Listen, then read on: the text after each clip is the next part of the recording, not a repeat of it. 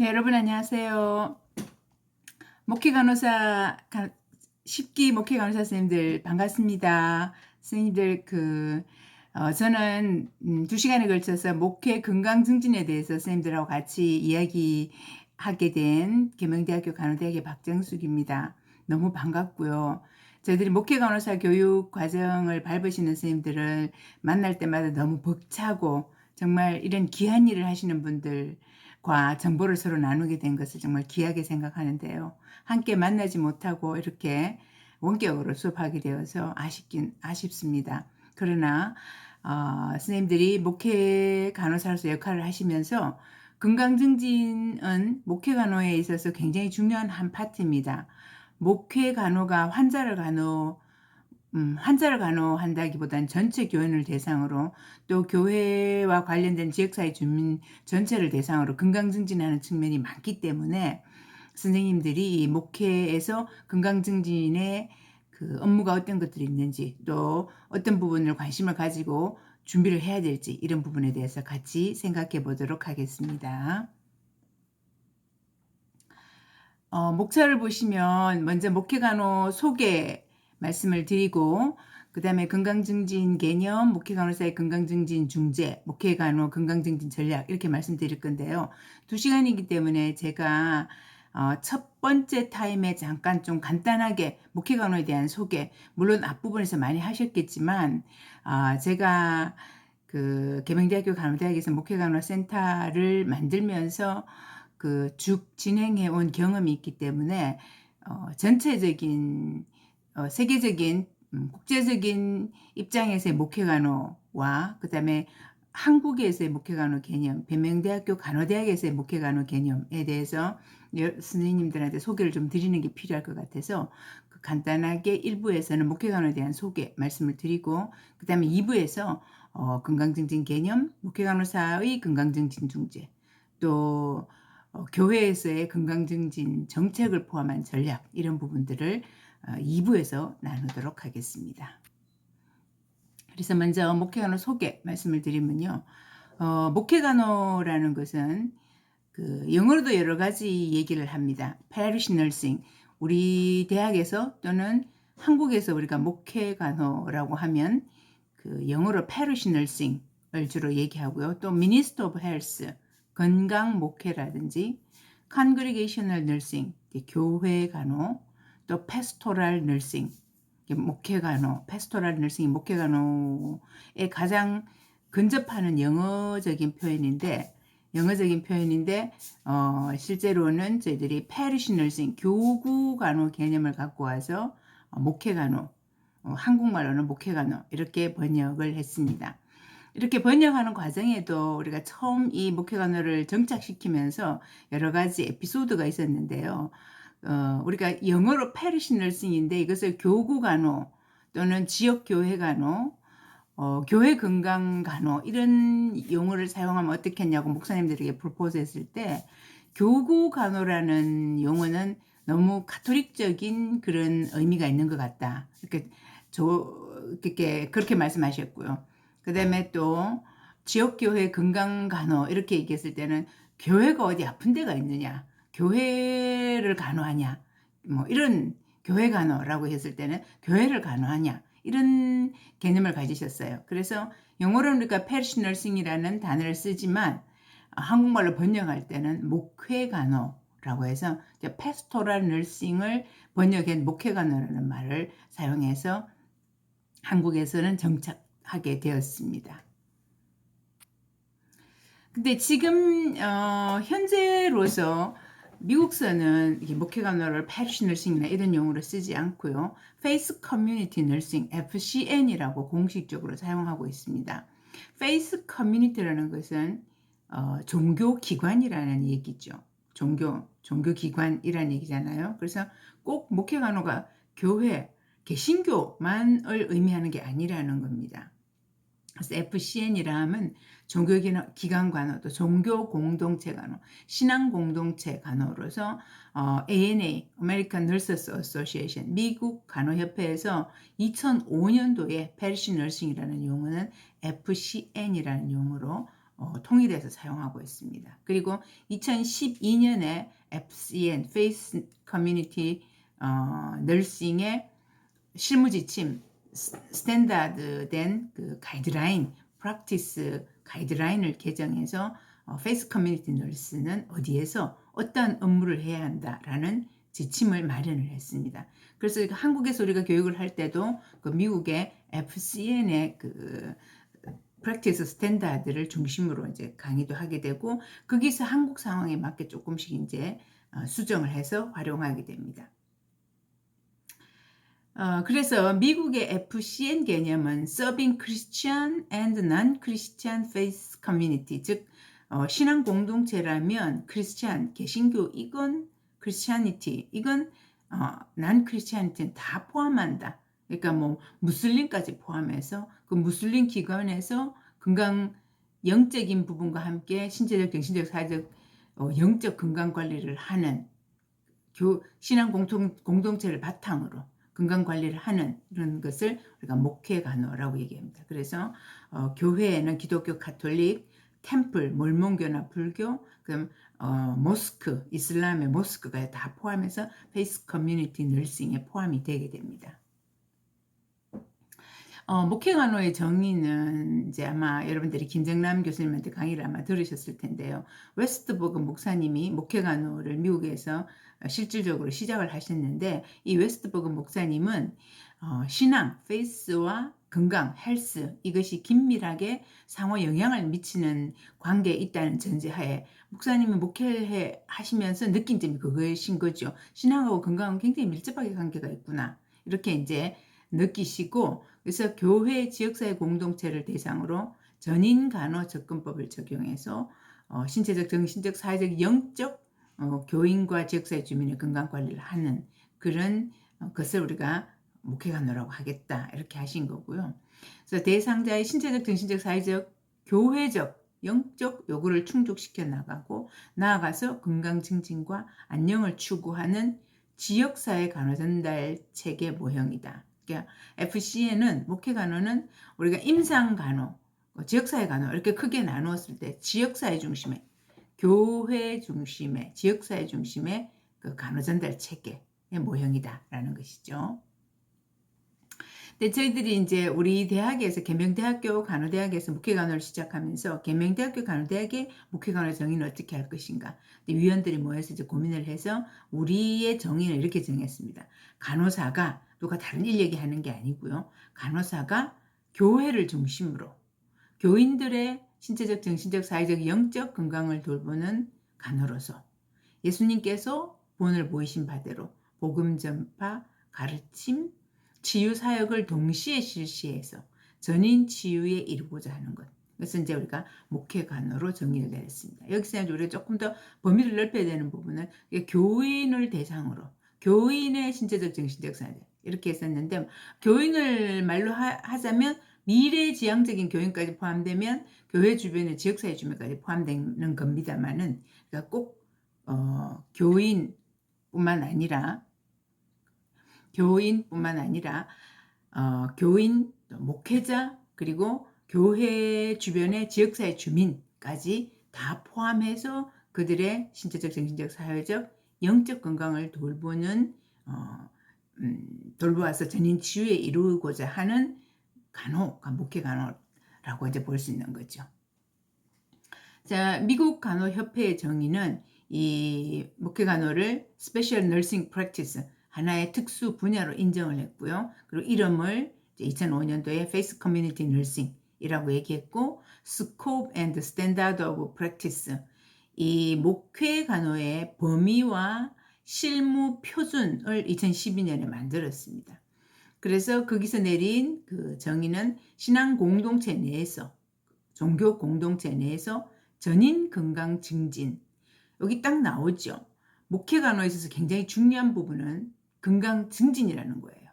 목회 간호는 환자를 간호해서 아픈 사람을 간호한다기보다는 전체 지역사회 신앙 공동체 교인이나 주변 지역 주민을 대상으로 전체 건강 증진이 사실 제일 주되는 사업이라는 겁니다.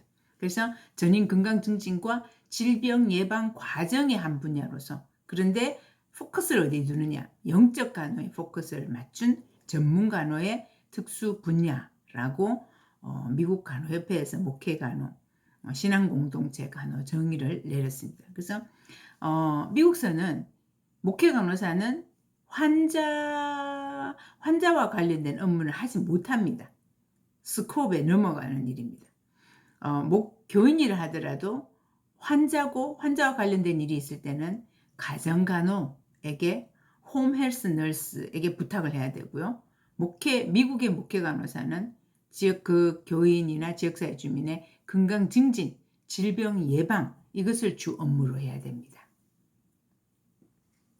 그래서 목회 간호사의 역할을 한번 보시면은요, IPNRC에서 이거 국제 목회 간호 자원 리소스 센터입니다. 이 리소스 센터에서는 목회 간호사의 역할을 건강 교육자, 건강 상담자, 의뢰자, 우리가 건강 문제가 있는 사람을 이제 뭐 의사한테 의뢰한다든지, 또 자원이 필요한 사람의 사회복지사에게 의뢰한다든지 의뢰자, 그 다음에 자원봉사자, 촉진자. 사실 목회 간호사는 전체 그 건강증진 사업을 혼자 할 수는 없어요. 그래서 뭐 교회에, 신앙 공동체에 있는 자원들을 잘 촉진시키는 사람, 자원봉사자들을 잘 불러서 잘 프로그램을 만들고 잘 엮어 나가는 사람이에요. 그래서 자원봉사자, 촉진자. 그다음에 또 지지집단 개발자. 누군가가 그 신앙 공동체에서 돈도 대주고 인적 자원도 대주고 이렇게 할 수 있도록 지지집단을 만들고, 그 다음에 헬스 애드보케이터, 건강 옹호자. 그러니까 이제 그 교인이나 지역사회 주민들이 건강과 관련해서 스스로 자기를 보호하는 목소리를 낼 수 있도록 도와주는 사람이고요. 그리고 이제 굉장히 중요한 역할 중에 하나가 이제 건강과 신앙의 통합할 수 있는 사람이 되겠습니다. 그래서 우리 한국에서는 계명대학교 간호대학에서 목회 간호사의 역할은요, 앞에서 말씀드린 바와 같이 제일 초창기 시작하면서 초창기 3개 교회 목사님들과 굉장히 심도 있게 이제 한국에서 목회 간호사의 역할을 어떻게 할 것인가 논의를 했습니다. 그래서 나온 것이 신방간호, 가정을 신방간호할 수도 있고, 또 병원에 입원해 있는 교인이나 지역사회 주민들을 신방할 수 있습니다. 그래서 이 부분은 지금 FCN의 미국 간호협회의 그 스코프에 보면 넘치는 거죠. 한국 교회의 목사님들은 상당 부분 교회에 있는 환자 간호를 목회 간호사가 해주기를 바랍니다. 그렇기 때문에 처음 사업을 시작하면서 우리가 그 목사님들의 바람을 저버릴 수가 없기 때문에 이렇게 환자 간호가 들어가서 이제 신방 간호가 들어가게 된 겁니다. 그 다음에 건강 체크는 전체 교인들 대상으로 건강 상태가 현재 어떠한지 체크하는 거고, 건강교육 및 상담, 건강관리, 응급처치, 의뢰, 자원 연계, 봉사 주관 및 보조, 봉사자 조직 및 훈련. 그래서 다른 파트들은 거의 그 IPNRC에서 얘기하는 부분하고 거의 유사합니다만은 환자를 대상으로 신방간호, 가정으로 신방간호로 가고 또 병원으로 신방간호로 가고 하는 것은 한국 목회 간호에 있어서 좀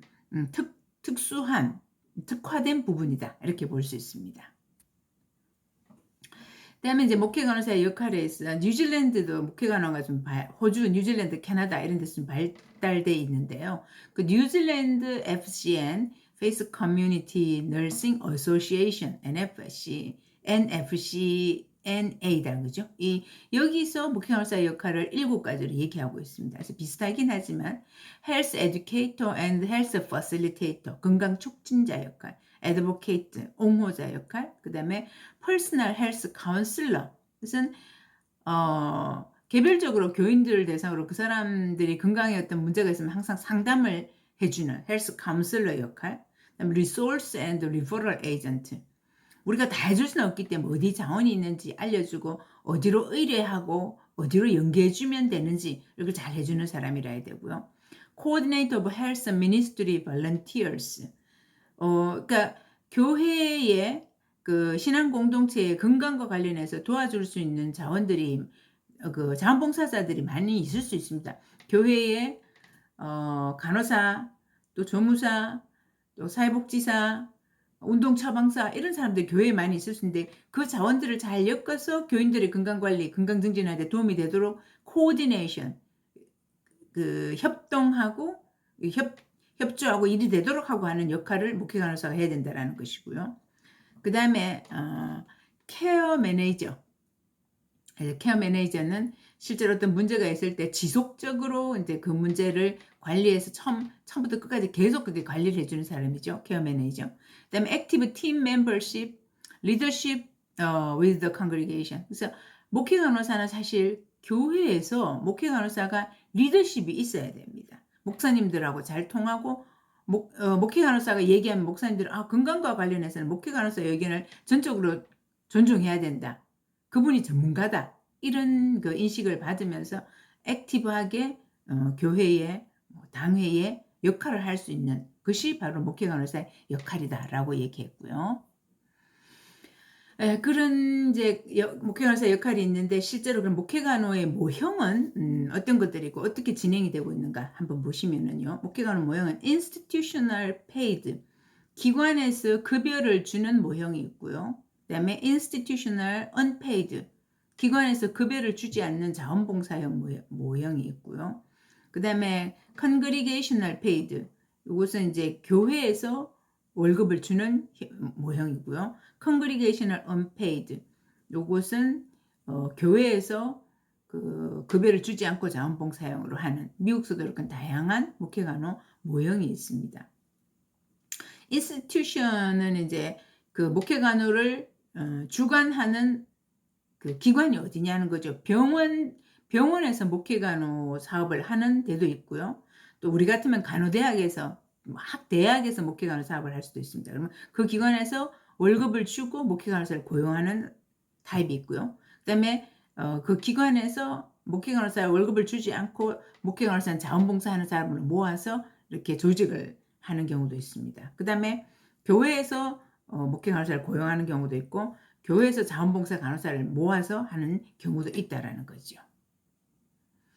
그래서 이제 교회 스폰서는 사실 목회간호의 역사가 웨스트버그 목사님이 시작하면서 미국의 중서부에서 목회간호가 시작이 됐을 때는 실제적으로는 그 급여를 교회에서 바로 준 그런 역사는 아니고요. 역사는 그 병원이 이제 미국도 경제가 좋지 않으면서 여러 개의 병원이 모여가지고 무슨 여기 나오는 Advocate Lutheran General Hospital Association 이런 하나의 큰 몇 개 병원이 모여서 큰 이렇게 병원 단체 이런 것들을 구성하게 되는데 거기 미션이 지역사회 건강을 좋게 한다 이런 미션이 있기 때문에 그 미션을 달성하기 위해서 목회간호 사업 뭐라 그럴까요? 팀 같은 걸 이제 구성한 기관, 인스티튜션, 병원이 있었어요. 그럼 거기서 목회간호사를 처음에 고용을 한 다음에 병원에서 일을 시키는 것은 아니기 때문에 각 그 애드보케이트 헬스케어 그 센터와 관련되어 있는 지역 교회에 필요한 곳에 목회간호사를 파견하고 월급은 이 기관에서 애드보케이트 루트런 하스피탈 어소시에이션 이 기관에서 월급은 주는 목회간호사들이 병원에 모여서 훈련을 받고 병원에서 그 다음에 교회로 파견이 나간 이런 형태로 그 목회간호가 시작됐는데 그때 이제 루트란 웨스트버그 목사님이 하시면서 향후 1년간 또는 2년간은 기관에서 월급을 주지만 2년 후에는 교회에서 이분들의 월급을 주도록 준비를 해다오 이런 식으로 한 거죠. 그래서 시작은 병원 스폰서 내지는 인스티튜션 스폰서로 페이드 목회간호사 사업이 이제 시작이 됐고 그 다음에 그래서 일정 기간이 지나면 교회에서 월급을 주도록 이렇게 했는데 교회가 월급을 다 줄 상황이 안 됐을 때는 교회들이 이제 볼런티어링을 받아서 언페이드 목회간호사를 사용해서 사업을 하고 이렇게 했습니다. 그래서 조인트 스폰서십을 보시면 최초의 웨스트버그 목사님은 병원하고 6개 교회가 조인트를 구축해갖고 이 사업을 시작했다라는 것입니다.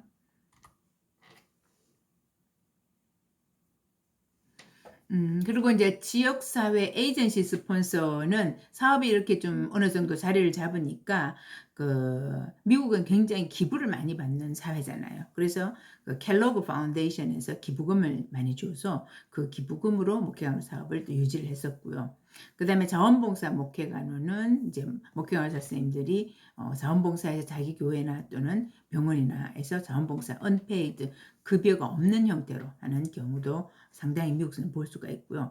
이제 우리나라에서 목회간호 사업을 공식적으로 하는 기관은 계명대학교 간호대학이 유일하다고 볼 수 있습니다. 그래서 우리나라에서 하고 있는 목회간호 모형은 간호대학 중심 목회간호인데요. 간호대학 중심 목회간호인데 간호대학 중심 목회간호이지만 사실 페이의 형태를 보면 기관이 계명대학교나 간호대학이 월급을 주지는 않습니다. 이게 전체적으로 이 사업을 만들어서 이 사업을 하고자 하는 교회 목사님들과 협약을 맺어서 교회에서 월급을 주는 형태로 하면서 관리는 간호대학이 하는 이런 형태로 간호대학 중심 목회간호를 하고 있습니다. 자, 그러면 이제 이런 목회간호가 일어나는 세팅, 어떤 세팅들에서 목회간호 사업을 어떻게 하고 있는가를 보시면요. 많이 이제 말씀드린 것 중에 이제 나오는 거죠. 그러니까 그 세팅이 교회 세팅에서 하는 경우, 교회 세팅에서 하는 경우는 교인이나 목회자나 지역사회 주민을 대상으로 해서 영적, 신체적, 정신적, 사회적, 영적 건강인데 이렇게 얘기하면 영적이 맨날 제일 뒤에 가잖아요. 그런데 목회간호에 있어서는 사실은 영적 건강이 제일 앞에 온다는 거예요. 영적, 신체적, 정신적, 사회적 건강이다. 이렇게 볼 수 있는 거죠. 그래서 영적 건강을 기본으로 하는 포괄적인 건강 관리를 해주면서 그것을 통해서 전도가 되도록 이렇게 하는 그 세팅 사업이 교회 중심으로 일어나고 있는 교회 세팅에서 일어나고 있는 거고, 우리 계명대학교 간호대학도 기관에서는 관리하고 실제로는 교회를 세팅으로 하고 있다라는 거고요. 그 다음에 한 가지 세팅은 지역사회 복지기관, 그러니까 우리가 성서사회복지관이나 남산종합사회복지관 모형으로 했던 사업이 되겠습니다. 그래서 지역사회 복지기관, 사회복지관을 중심으로 그 사회복지기관 이용 주민을 대상으로 영적 건강을 포함한 포괄적인 건강관리하고 전도 사업이 될 수 있도록 이렇게 커뮤니티 센터를 중심으로 하는 센터를 세팅으로 하는 경우가 있고요.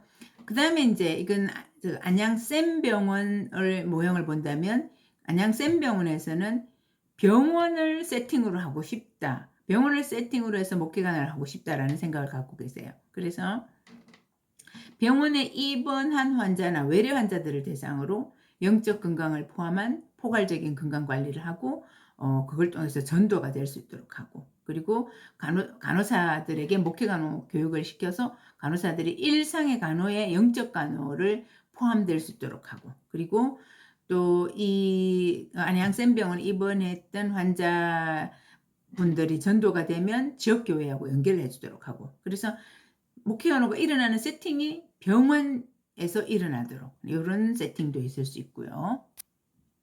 그 다음에 이제 제가 이제 요번 10기 그 목회간호 교육생들에 대한 얘기를 들어봤을 때 우리 전미령 선생님이 오셔서 우리가 이 교육을 듣고 있다고 제가 들었습니다. 전미령 선생님 손 들어보세요. 네. 그래서 이제 이 목회간호 세팅이 앞으로는 이제 세계화, 물론 미국에서 생긴 거지만 한국의 목회간호의 그 정신과 그 방법들이 아프리카까지 이제 전파가 될 수 있는 그런 상황이라고 제가 보겠는데요. 잠비아의 지소모 하스피탈을 통해서 목회간호 사업이 정말 더 활발하게, 더 영적으로 지금도 우리 전미령 선교사님이 잘하고 계신데 거기에 목회간호 사업이 접목이 돼서 더 꽃필 수 있도록 그렇게 됐으면 좋겠고요. 그리고 또 간호선교사님으로 활동을 활발하게 하고 계시는 분이 우리 전미령 간호선교사님이나 말라위에 있는 그 백영심 간호선교사님이라고 보는데요.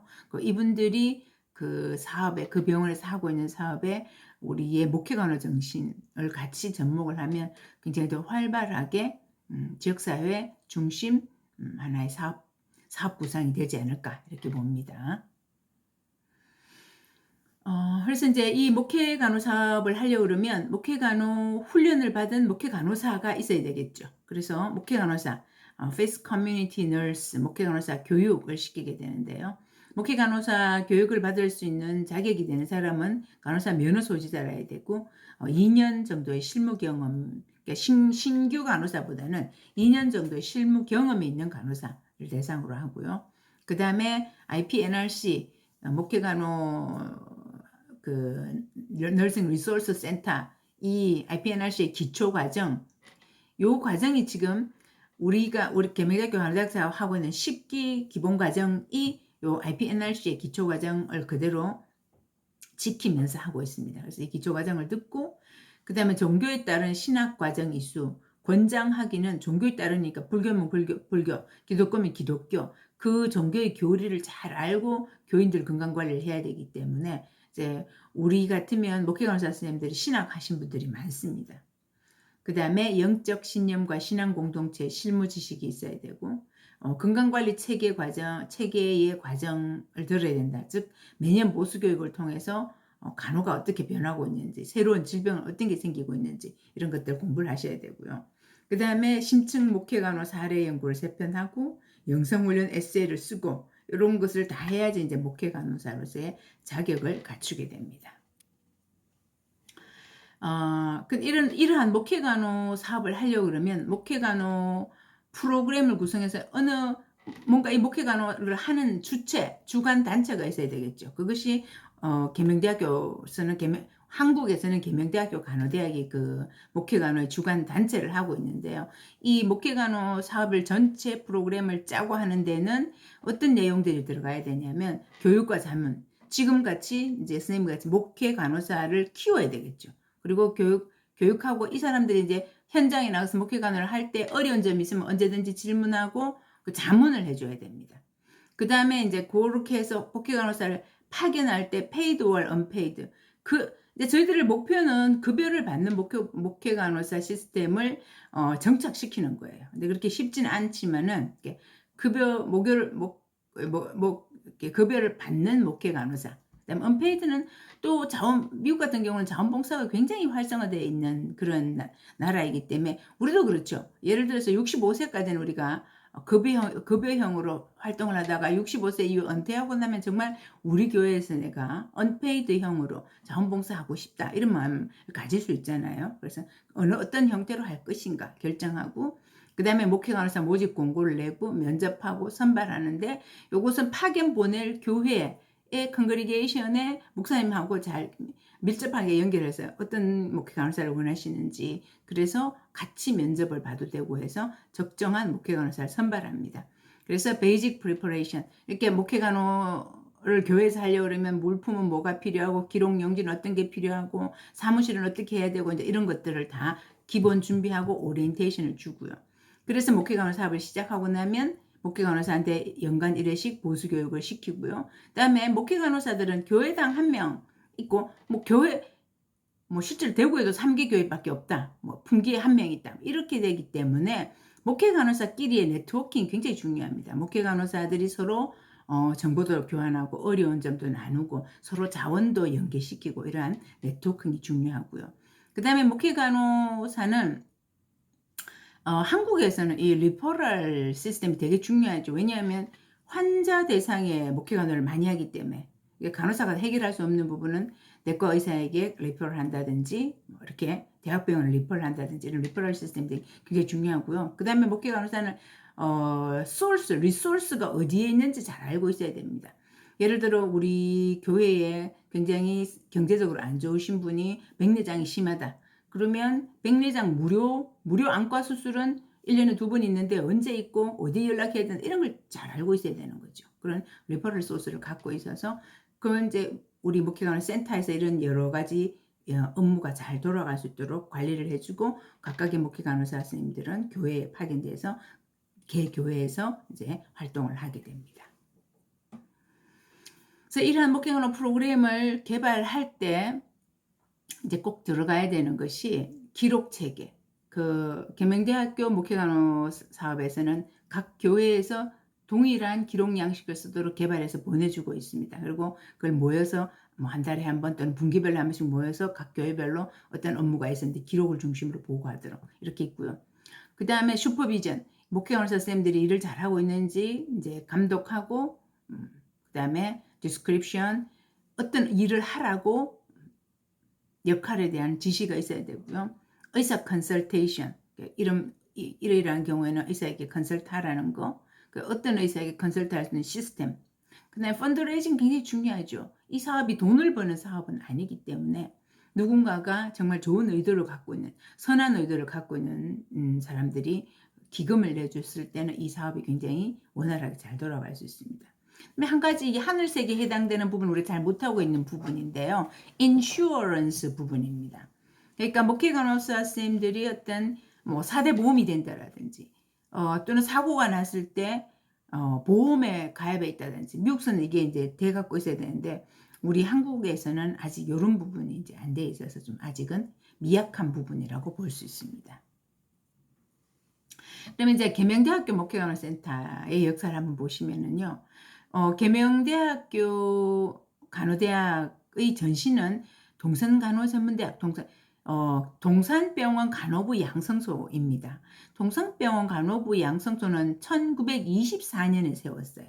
1924년에 세워서 고등학교에서 그 다음에 간호전문학교에서 3년제 간호전문대학으로 이렇게 가고 있었는데 1990년에 계명대학교 의과대학 간호과 4년제 간호교육기관이 됐고요.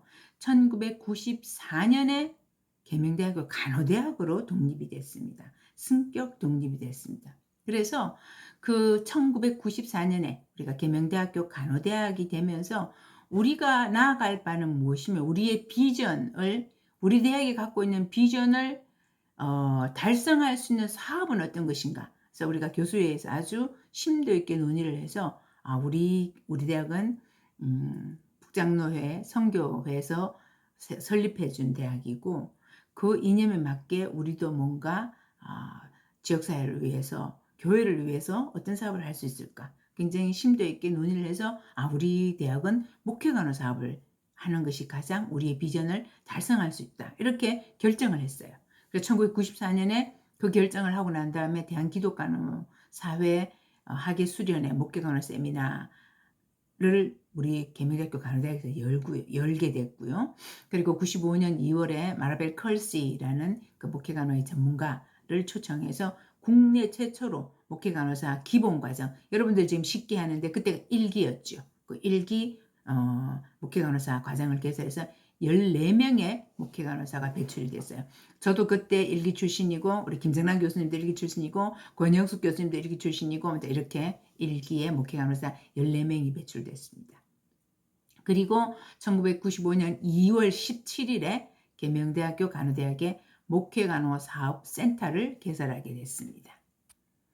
그리고 3월에는 국내 최초로 대구 시내 3개교회, 남산교회, 내당교회, 제2교회 그래서 여기에서 목회간호 사업이 시작됐습니다. 그래서 지금 남산교회하고 내당교회는 아직도 목회간호 사업을 하고 있기 때문에 굉장히 역사적인 일인 것이죠. 95년, 2005년, 2015년, 25년째 지금 목회간호 사업을 하고 있고 앞으로 더 이제 열심히 해야 되겠죠. 그래서 목회간호사 기본과정 10회, 또 고급과정 1회 이렇게 했고요. 다수의 목회간호 연구를 했고 목회간호사 재교육, 보수교육을 하고 목회간호 사업 설명회를 개최를 했습니다. 그리고 2010년 10월에 IPNRC 브랜치 아세안 페리시 널스 리소스 센터를 계명대학교 내에 개설을 했고요.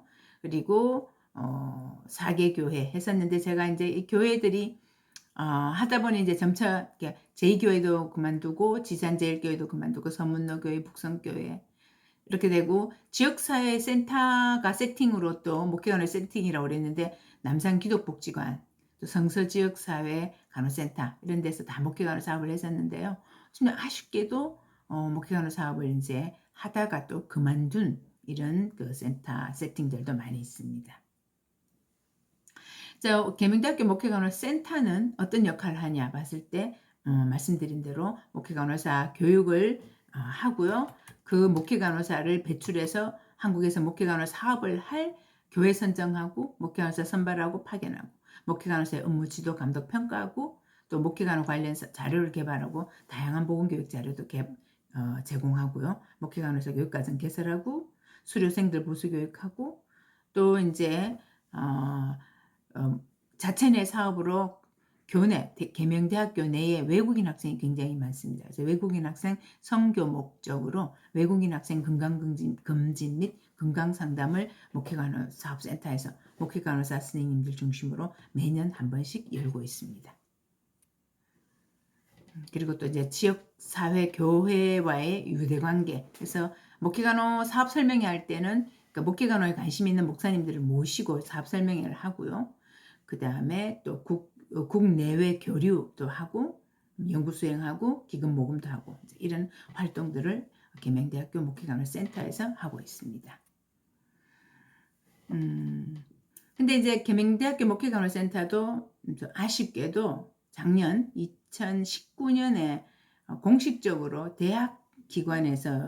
대학의 공식적인 기관으로서는 대학이 여러 가지 재정적인 부분이나 이런 부분에서 기구를 축소하는 과정에서 공식적인 기관에서는 없어졌고요. 간호대학 사업으로 남아 있습니다. 그래서 계명대학교 간호대학 목회간호사업센터라고 보시면 되겠습니다. 그래서 한국 목회간호 사업은 이렇게 이제 내단교회, 남산교회, 분기성내교회 여기서 하고 있다고 볼 수 있고요. 또 목회간호 사업을 좀 시도했던 대학들이 이화여대, 광주기독병원, 광주기독대학, 예수간호대학, 고신대학교에서 목회간호 사업 자체는 하지 못했지만 교육과정을 개설을 한 바가 있습니다. 그 이외에 서울 대형교회에서 급여형 또는 봉사형 목회간호 사업이 이제 몇 교회에서 이루어지고 있고요. 안양센병원에서 병원 중심 급여형 목회간호 사업을 한다고 볼 수 있습니다. 네, 목회간호 사업의 그 미래에 대해서 잠깐 한번 생각해 본다면은 사실 목회간호 사업은 굉장히 중요하고 확장이 되어야 되는 사업이라고 봅니다. 근데 이제 확장이 되지 않아서 참 아쉬운 부분이 있기는 하지만 우리가 각각의 파트에서 교회나 대학이나 국가나 이런 차원에서 목회간호 사업이 굉장히 필요한 사업임을 좀 더 우리가 확장을 시켜야 되는 이런 부분이 있다고 보는데요. 교회 입장에서 본다면 교인들에게 영적 건강을 포함하는 전인적 건강 증진을 제공할 수 있는 그런 아주 중요한 파워풀한 도구이기 때문에 목회간호가 필요하고요. 그리고 또 목회간호 사업을 지속적으로 하고 있는 교회의 목사님들의 말씀을 들어보면 내단교회의 조석원 목사님이나 분기성내교회의 최갑도 목사님이나 말씀하시는 걸 들어보면 이 목회간호 사업을 통해서 지역 주민의 선교에 아주 강력한 도구가 될 수 있습니다. 그래서 이런 것들 좀 더 많이 홍보가 되고 그 교회 입장에서도 목회간호사가 굉장히 중요한 역할을 할 수 있다는 걸 더 널리 알렸으면 좋겠어요. 그리고 또 교회에 우리나라가 전 세계적으로 노인 인구가 많아지니까 교회에도 노인 부부, 독거노인 이런 교인들이 많아진단 말이에요. 그래서 이분들의 건강 관리를 하는데 목회간호사가 필요하고요. 그 다음에 목회 지도자의 인식이 미비한 부분이 있기 때문에 다양한 홍보 활동을 통해서 이 목회간호 사업이 지역 교회에 확산되도록 해야 될 필요가 있고요. 그리고 한국형 목회간호 모델을 좀 연구하고 개발하고 조금 더 잘 되도록 해야 되고 그 다음에 이제 목회간호사의 역할이나 이런 부분들이 도시형과 농촌형은 아주 다를 수가 있습니다. 그래서 도시형 같으면 그 지역교회 연합사업으로 목회간호 프로그램을 활용할 수 있고 또 농촌 같으면 참 농촌이 굉장히 좀 어렵죠. 그래서 목회자 급여를 주는 것도 어려운데 목회간호사를 고용한다는 것은 또 굉장히 어려운 것 같아요. 그래서 대구의 어떤 그러니까 대도시의 좀 큰 교회에서 목회간호사를 고용하게 되면 그 사람들이 뭐 주 1회는 그 연계되어 갖고 있는 농촌형 교회의 교인들의 건강관리를 해줄 수 있다라든지 이런 모형들도 좀 고민을 해봐야 될 것이고요.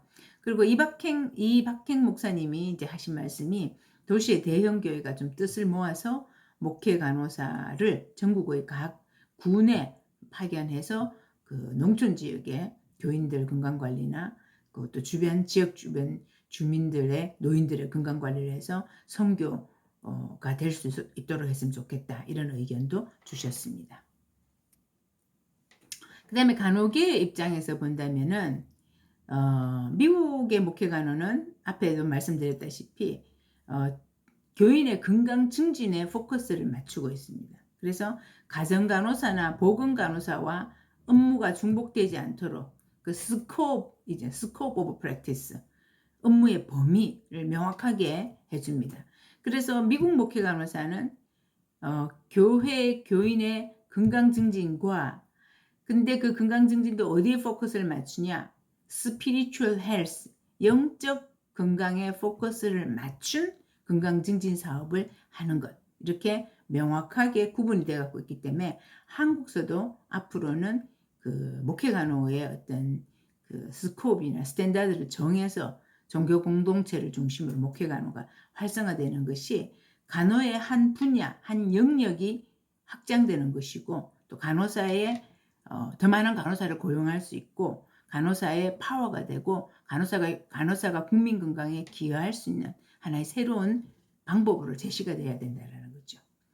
그리고 한국 목회간호의 역할 기대가 확대돼야 될 것이고 목회간호 영역이 대한간호협회 산하단체로 들어가야 되겠죠. 지금 우리는 그렇게 되지 못하고 우리 김성란 교수님 굉장히 애를 쓰셔가지고 대구를 중심으로 목회간호사회가 구성이 돼갖고 그분들이 이렇게 활동을 하는데 실제로는 대한간호협회 지역사회 간호사회, 대한간호협회 병원간호사회처럼 대한간호협회 목회간호사회가 있어야 되겠다라는 거죠. 그리고 분명한 업무 범위하고 표준도 제정이 돼야 되고요. 그리고 간호대학에서는 이 종교기관 중심 또는 지역사회 중심 목회간호센터가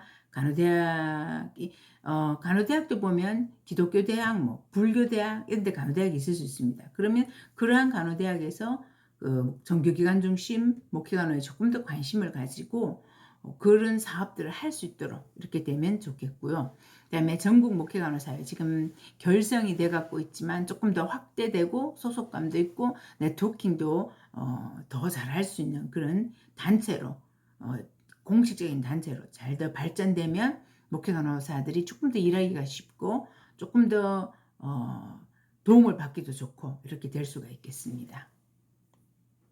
그다음에 국가적인 입장에서 봤을 때도 지금 이제 한국에서 기독교인 숫자는 조금 줄어드는 추세이긴 하지만 기독교인 숫자가 1,000만 명이라고도 까지 이제 얘기를 했었으니까요. 이 1,000만 명을 목회간호를 통해서 이분들이 주일에 다 교회를 가니 목회간호를 통해서 인구의 약 5분의 1 정도의 건강관리에 도움을 줄 수 있으니 나라에서도 그 목회간호에 관심을 가져야 된다라는 의미고요. 그 다음에 가정과 학교와 직장과 종교기관, 즉 종교를 가지고 있는 사람은 7일 중에 하루나 이틀은 교회에 종교기관에 가 있습니다. 그러니까 거기서 건강관리가 이루어지도록 하는 것이 굉장히 중요한 하나의 포인트다라는 거고 거기서 갖고 있는 건강과 관련된 정보를 뚝 떨어져가고 가지지 말고 그것을 병원하고 연계하고 보건소하고 연계하고 종교기관이 갖고 있는 것들을 보건소에도 보내주고 병원에도 보내주고 이러한 그 연계가 필요하다라는 것이고요.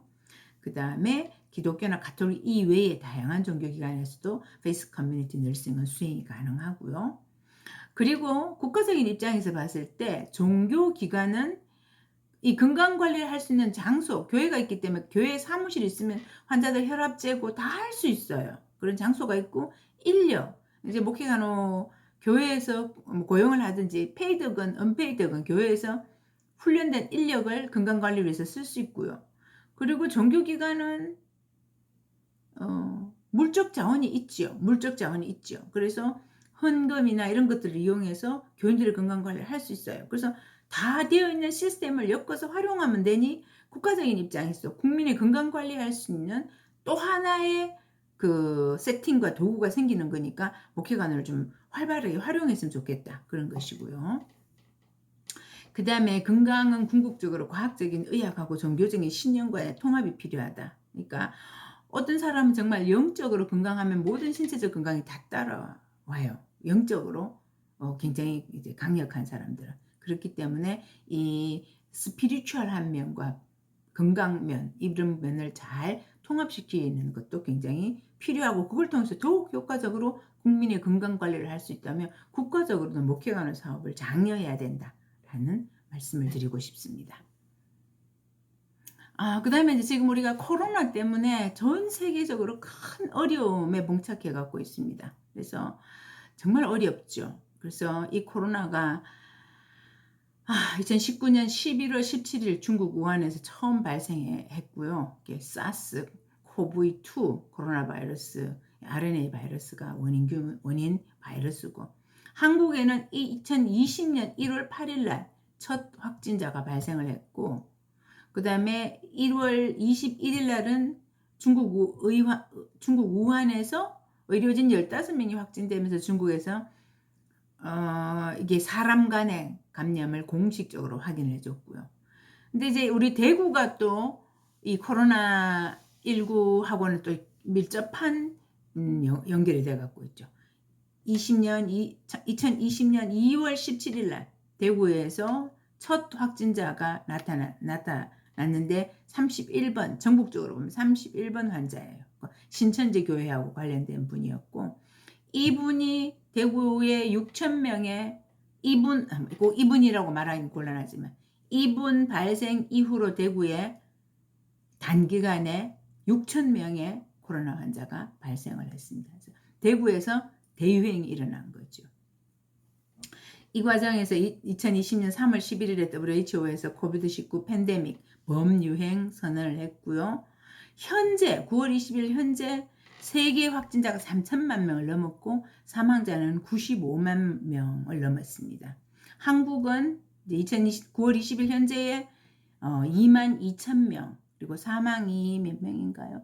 383명 사망했습니다. 그래서 아직도 끝을 알 수 없는 온고잉 상태인 코로나 시대에서 우리 목회관하고 이 코로나하고는 어떤 연관이 있는지 한번 생각해 봐야겠죠. 이 코로나19 감염병 시대에서 사실 한국 기독교계에는 뭐라 그럴까요? 많은 변화의 그 물결을 탔다고 할까요? 그래서 한국 교회하고 코로나19를 진짜 좀 우리가 한번 아마 이제 이 상황이 끝나면 우리 교회에서도 많은 연구를 하실 텐데요. 그 대구 1차 내유행이 신천지 교회, 결국 한국 교회죠. 한국 개신교죠. 신천지 교회를 통해서 신천지 교회 때문에 통해서 발단이 됐고요. 그 다음에 8월 2차 대유행이 또 사랑제일교회의 광화문 집회와 관련성이 높다고 보고 있습니다. 그래서 한국 교회가 코로나19의 어떤 발생지 역할을 했고 또 각 교회들이 비대면 예배와 또 대면 예배를 통해서 또 소규모씩 더 감염이 되는 사례가 있었고 이런 것들을 통해서 국민적으로 기독교에 대한 인식이 그전에도 조금 나빠지고 있었는데 이 코로나19와 관련해서 국민들의 기독교에 대한 인식이 상당히 많이 나빠지는 이런 상황에 놓여 있습니다. 근데 이때 우리가 이제 코로나19와 기독 간호사의 어떤 역할 이런 것들이 정립이 됐는가? 예를 들어서 코로나19로 인해서 대구 지역에 그 범유행이 일어났을 때 자원봉사 파견 간호사를 모집을 한 적이 있습니다. 초반에는 모집이 안 돼서 굉장히 고생을 했죠. 그래서 그 간호사들이 없어갖고 한 번도 경험이 없는 신규 간호사들이 자원봉사를 하고 그 다음에 국군 간호사관학교에 정말로 갓 졸업한 2월이니까 갓 졸업한 신규 간호사들이 대구 동산병원에 파견이 됐어요. 그랬을 때 기독 간호사회나 기독 간호사들이 그 어려운 시대에 우리가 나선 적이 있는가 이런 부분들 교회는 굉장히 감염의 소스로 지탄을 받는 상황이고 어떤 기독 간호사의 목소리나 모습은 들리지는 않고 이런 상황이었고요. 그래서 이제 이 포스트 코로나 시대가 되면 뭔가 간호도 의료도 교육도 굉장히 많이 바뀌겠죠. 그런 상황에서 이 포스트 코로나하고 포스트 코로나가 안정되고 나서 코로나 시대에 목회 간호사, 지금 우리 목회 간호사 선생님들 이 코로나와 함께 어떻게 활동하고 계신지 제가 궁금해요. 만나면 한번 여쭤보겠어요. 근데 이 포스트 코로나가 됐을 때 목회 간호는 어떻게 될까? 우리가 같이 생각하고 고민해 봐야 되겠죠. 그래서 비대면 언택트 시대의 목회 간호, 그죠? 지금 진료도 비대면 진료, 비대면 건강관리, 비대면 교육, 온라인으로 학생들이 다 교육하고 있잖아요. 선생님들도 저와 만나지 못하고 이렇게 원격 교육을 받고 있습니다. 그럼 우리 목회 간호사는 포스트 코로나 시대에 교인들, 교회 주변 지역사회 주민들, 그 건강 취약계층이겠죠. 선생님들의 도움을 받는 그 사람들은 건강 취약계층인 분들이 이제 많겠죠. 예를 들어 교회에서도 굉장히 돈이 많고 이런 분들은 자가 건강 관리 열심히 하실 거고 또 건강 문제 있으면 바로 병원에 가실 거고 이렇게 하실 거예요. 근데 이제 어느 정도 건강 취약계층인 분들이 여러분들이 대상자인데 이분들의 건강 관리를 어떻게 해야 되느냐. 포스트 코로나 시대에 우리가 비대면 건강 관리를 하게 되느냐. 방문 건강 관리를 하게 되느냐. 방역은 어떻게 할 것인가. 그죠? 교인 건강 관리도 똑같은 문제 있고요. 그래서 그러면서 거기다가 목회 간호사는 평소부터 감염병 관리의 선두주자가 돼야 되지 않겠느냐. 앞으로 5년 주기로 신종 감염병이 생긴다는 그런 설도 나오고 있는데 항상 이 감염병에 대비하고 감염병의 선두주자로서 우리 지금 그림에 나와 있는 것과 같은 이런 레벨 D 방호복 입을 줄 알고 그 다음에 평소에 감염 관리 어떻게 하고 감염의 초기 증상 감염병의 초기 증상 어떻게 어떤 것인지 알고 주민들 교육을 시키고 이런 것들이 굉장히 앞으로 중요해지지 않겠느냐라는 것입니다. 그래서 전반적으로 그러니까 목회 건강증진에 들어가기 전에 목회 간호 사업이란 어떤 것이고 한국에서 계명대학교 간호대학이 시작한 목회 간호 사업은 어떻게 된 것이고 그리고 목회 간호 사업에 앞으로 교회 차원에서 그 다음에 또 간호계 차원에서 국가 차원에서 봤을 때 이 사업을 어떻게 했으면 좋겠고 그리고 코로나라는 이런 엄중한 시기에 우리가 이 교육을 받고 있는데 이 코로나가 앞으로 의료도 바꾸고 교육도 바꾸고 목회 간호도 결국 바꾸게 될 텐데 우리도 같이 목회 간호사 선생님들도 같이 앞으로의 목회 간호는 언택트 시대의 목회 간호는 효율적으로 하려면 어떻게 했으면 좋겠는지 고민하는 시간을 가져보는 것도 필요하겠습니다. 네, 일단 좀 쉬시고 두 번째 강의로 조금 이따가 들어가도록 하겠습니다. 수고하셨습니다.